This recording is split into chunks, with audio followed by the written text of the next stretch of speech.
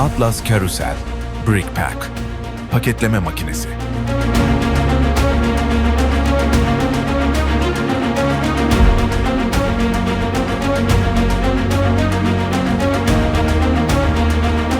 Tüm bakliyat çeşitleri ve diğer gıda ürünleri için.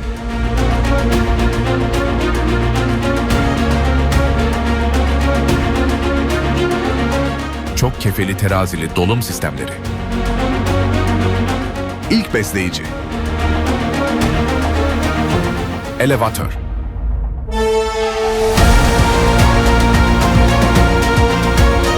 Şekillendirme aşaması. Vibrasyonlu konveyör. Katlama aşaması.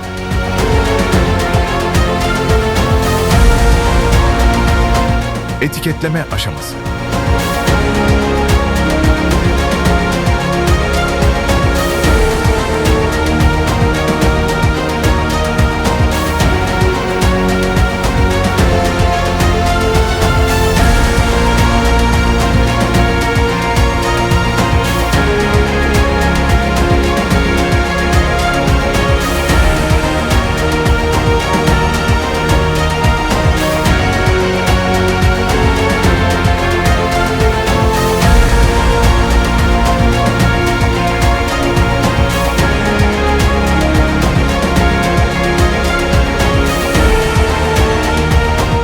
Atlas International, 50 yıllık kesintisiz başarı.